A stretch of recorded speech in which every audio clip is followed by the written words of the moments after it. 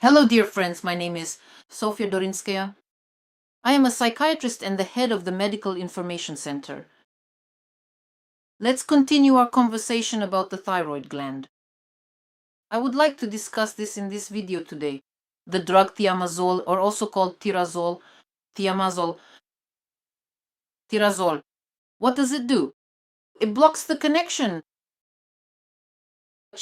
of substances with iodine, meaning it essentially stops the absorption of iodine in the thyroid gland. You know, I've deeply and long believed that modern medicine has somehow been reshaped to suit various pharmaceutical companies. And it frequently happens that a particular pharmaceutical company invents some new kind of drug. And then some theory is tailored to fit that drug. Because, to be perfectly honest with you, I'll tell you right now that based on my deep understanding of exactly how the complex human body works, I truly cannot even begin to imagine a single realistic situation where you would ever actually find it necessary to block the vital function of iodine within the human biological system. In reality, such situations simply do not exist. Well, maybe if we imagine that someone has somehow been poisoned specifically by iodine, yes, truly poisoned, then perhaps such a substance would be necessary. But how much of it do you need? 5 grams for the whole planet? For the entire planet? So do you see what's going on here? This substance, thyrosol, is prescribed for hyperthyroidism, and it destroys, well, it basically blocks the absorption of iodine by the thyroid gland. And what happens next is just a consequence. So what happens is the body starts to enlarge the thyroid gland. Why? Because, as I've already said, both hyperthyroidism and hypothyroidism have the same cause, iodine deficiency. Iodine deficiency, you see? Let me clarify right away. Someone once wrote to me saying, I live by the sea, we have plenty of iodine here, but we still have thyroid problems. And this seemingly unsolvable problem is actually a solvable one. Hold on, I'll explain it to you today.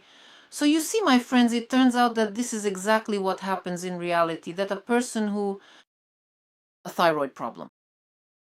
It's an iodine deficiency, and on top of that, we artificially create an additional iodine deficiency. The thyroid gland grows to enormous sizes, and the person is headed straight toward having their thyroid removed. This is such a crude approach, such a primitive action, and it is essentially the destruction of endocrinology as a therapeutic science. And I repeat, since therapy is the queen of medicine, there is nothing royal about this at all. That's what we're talking about. And why is it called the queen of medicine? Because you really have to think a lot there. You need to figure out cause and effect relationships. Do you understand? But here it feels like the drug was created just for this purpose. A sales funnel. Have you ever heard of such a thing? That's a term used by salespeople, right?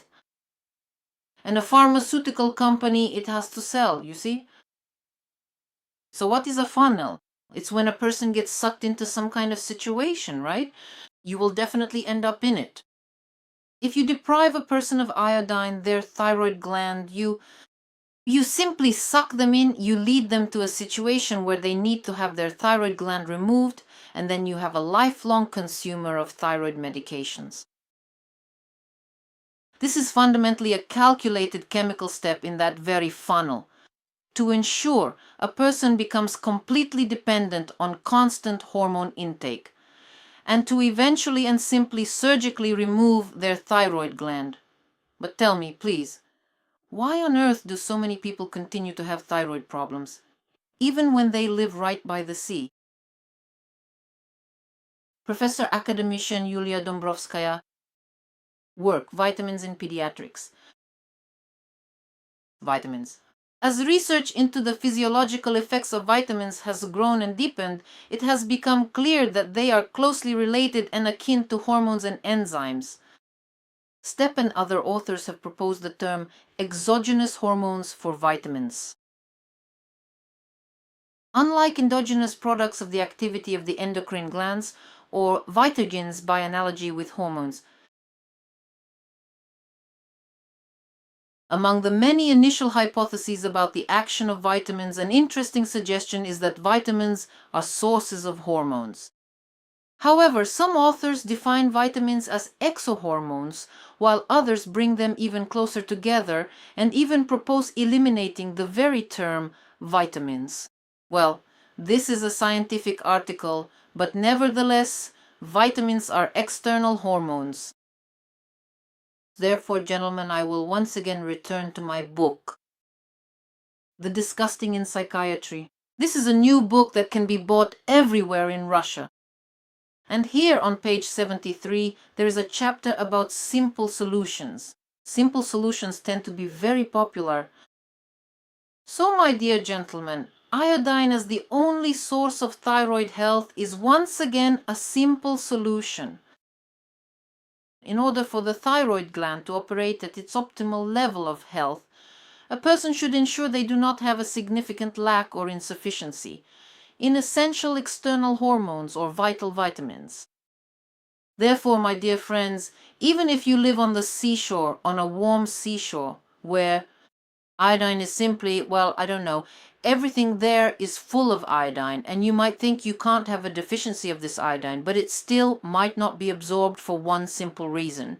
You have vitamin deficiencies. That's all there is to it. What vitamin deficiencies? You need to sit down and deal with this professionally. So, dear endocrinologists, I ask you very much, do you understand how it is? Of course, sales funnels do exist. But the thing is, these salespeople are putting us, the doctors, into those funnels. This funnel is made up of us. And really, the only way to stop it is to use your head and remember what you were taught. You see? And then this criminal funnel, when someone comes to you with a thyroid problem and you essentially pull them in for surgery and lifelong medication. These hormones, and in fact you end up working for the long-term profits of the pharmaceutical company. The only way to stop this is to use your own head. Because notice, a pharmaceutical company can't operate without doctors. It can't operate because it's not a retailer. Because people don't trust them. People trust doctors. Don't sell yourself short. Don't trade your great knowledge for mere pennies. Don't sell yourself short. Be doctors. And you can live very well and you can feel very good about yourself. Don't sell yourself short. For this, for trading, because we possess great knowledge, truly great knowledge. Doctors have always been a separate caste, a separate higher caste, because they know the body, they can prolong a person's life. Remember this, and prolong someone's life, and you will be rewarded. This was Sofya Dorinskaya with you. All the best. Goodbye.